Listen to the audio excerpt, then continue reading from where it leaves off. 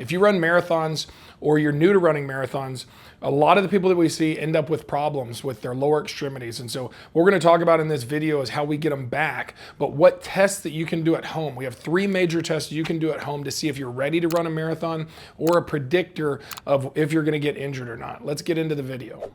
Major needs for jogging. We need range of motion in our hip, in our ankle, in our knee. We need to be able to move in those 3 areas, but we also need to be able to fire the correct muscles. So what we need at our ankle is we need to be able to bend to 20 degrees. So our knees bent the majority of the time. We need to be able to bend to 20 degrees right there. We have a test for that. Now also, our knee should be able to get completely straight, because when we're pushing off in our running cycle, we should be able to get to full extension right there. And then we should be getting at least 5 degrees of extension. A lot of books will tell you get 20 to 30 degrees. That seems excessive, especially if we have a forward body lean. If you have a good forward body lean and you're chasing your momentum as you're running, then you're not going to need as much hip extension, but you do need to make sure that your glute is firing really well. When we're running, we're constantly landing on one leg. And so we've got to make sure that our glutes will fire independently. So when I land on my right leg, my glute has to fire and I have to be able to push off of my right leg. And so I should be able to fire that glute, squeeze that glute, contract that glute. I should be able to do that independently of the other glute. And so that's one of the tests we're going to be looking at as well. The third test we're going to look at is our hip extension. So we need to have some decent hip extension to be able to fire the glute effectively and to not use our lower back, because there's a couple things going on when we're running. If I don't have the strength in this glute, I can't do that extension, but also my pelvis will tip, and so I'm moving my low back. If I can't push off of my glute right here and push through and squeeze that glute, then I'm gonna pull my back into extension if I don't have enough extension when I'm doing it. One last thing, talking about core stability, we also need core stability when we're running. So if you want us to do a video on that, subscribe, let us know exactly what you want to know in the video, because there are some specific exercises that we do for core stability to get you engaged, because we need to be able to resist motion in our core to protect our low back as well. So let's get right into these 3 tests so that you can see if you're ready to run a marathon, you can avoid injuries. When we're looking at ankle mobility, this is the first test. So we need 20 degrees of bend at our ankle. And so it's really easy to do. We need to do it with the knee bent, because the majority of the time when we're jogging and running, our knee's gonna be bent. So when I come right here, going against the wall, I'm gonna grab my fist. So because everybody's body size is different. So I'm gonna grab my fist, including my thumb right here. I'm gonna go towards the wall. It's a little bit tight, going back. Right here. If I take my shoe off, it'd probably be smarter.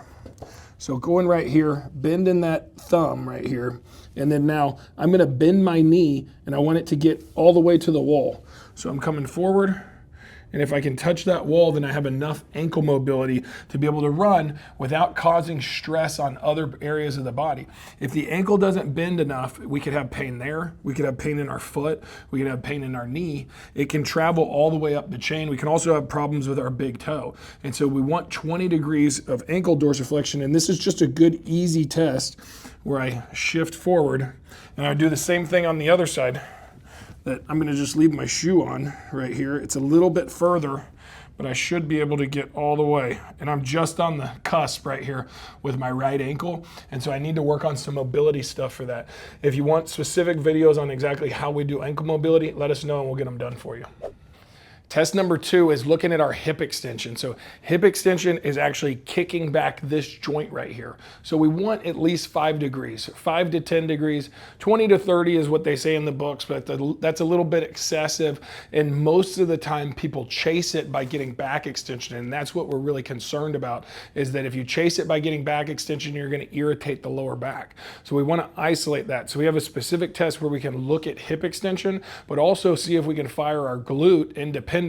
So we're covering 2 bases with this test. What I'm gonna do is get against a countertop. This table is fine. And what I'm gonna do, I'm gonna measure my foot length twice going back right here. So here's 1 right underneath the countertop or the table, 2 feet, and then coming back. Now I get my foot right back to the original position, and then I don't wanna do this with my back. I wanna go and drop my arms down, shifting forward. And I need to be able to straighten my knee out and squeeze that back glute. So I'm gonna switch sides so you can see it a little bit better. I'm coming here, dropping my chest down so I don't go into back extension, and I squeeze that back glute. My knee should be hitting a countertop right here. So I get my knee to the countertop, I squeeze that back glute. I should be able to feel that glute fire. If I can't fire this one glute independently, then I need to do some exercises to fire up that glute. If you get to this space right here and you're touching the countertop and you feel a significant stretch in your hip flexor right here, then you probably need to work on hip extension. So right now I don't feel a significant stretch. I'd have to go past that countertop to feel that significant stretch. If you want to work on your hip extension in this position, we actually go down to the ground right here. I drop down into it, and this allows me to shift my knee forward slightly, and I squeeze that back glute. This is a way to work on firing up that glute and the hip extension that you're gonna need for your running pattern. Now, number 3 is we're gonna do a single leg stance. So I'm gonna come back here. I wanna get into a hinge position, coming back, keep my face in a neutral position. I'm gonna shift my weight over to my left side, and then I'm gonna do this little toe tap. So what I'm looking for, if I have wiggle in my knee, then it means that my glute isn't gonna be able to hold my leg out to the side. So every time I'm stepping down, my knee would twist inward, and that's gonna cause irritation in my knee, but it's also gonna cause irritation at my pelvis. It's gonna pull my pelvis, it's gonna twist up my lower back. And so we need that core stability, but we really need our glutes. Our glutes are our power muscles. The hip joints are made for power, for getting that locomotion when we're running. So now we want to have that strength on the outside to be able to stabilize it. So a good test is just to do 10 reps where I do my hip hinge, I shift over to the side, and then I do a tap, going back and forth.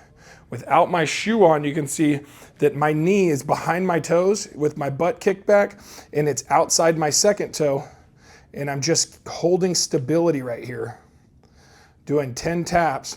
And I can do it in the mirror. I can look straight down at my knee. If I'm getting wiggle all over the place, we need to develop that glute on that side. We need to check both sides for 10 reps. Those are the 3 major tests. You need to check all 3 of those boxes. If you check those boxes, you're doing pretty good. If you need more information on how we attack this in the clinic, how we get our runners back up to form, let us know. Get mobile and stay active.